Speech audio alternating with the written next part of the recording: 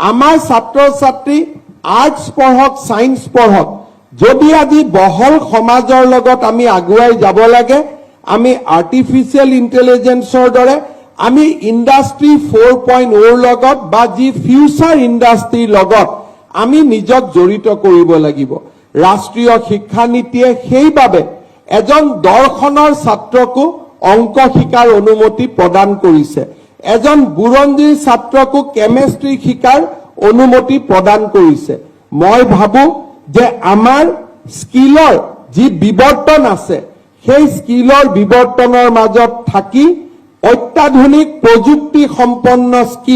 skill মানে অকল শ্ৰমিক হোৱাই নহয় স্কিল মানে আটাইতকৈ ডাঙৰ উদ্যোগটোত সেমিকন্ডাক্টৰ প্ৰস্তুত কৰা ব্যক্তিজনো এটা স্কিলেই গতিকে মই ভাবো যে ফিউচাৰ ইন্ডাষ্ট্ৰিৰ স্কিলৰ ক্ষেত্ৰতো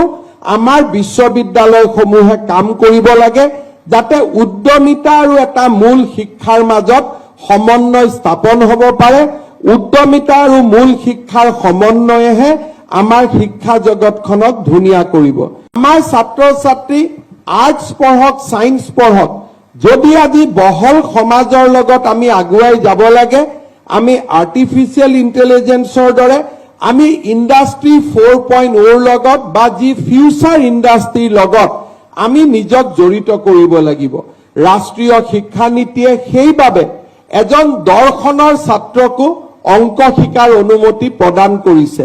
এজন বুৰঞ্জীৰ ছাত্ৰকো কেমিষ্ট্ৰি শিকাৰ অনুমতি প্ৰদান কৰিছে মই ভাবো যে আমাৰ স্কিলৰ যি বিবৰ্তন আছে সেই স্কিলৰ বিবৰ্তনৰ মাজত থাকি অত্যাধুনিক প্ৰযুক্তি সম্পন্ন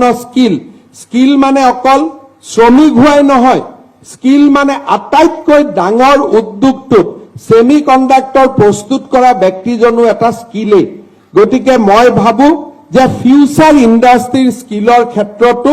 আমাৰ বিশ্ববিদ্যালয়সমূহে কাম কৰিব লাগে যাতে উদ্যমিতা আৰু এটা মূল শিক্ষাৰ মাজত সমন্বয় স্থাপন হ'ব পাৰে উদ্যমিতা আৰু মূল শিক্ষাৰ সমন্বয়েহে আমাৰ শিক্ষা জগতখনক ধুনীয়া কৰিব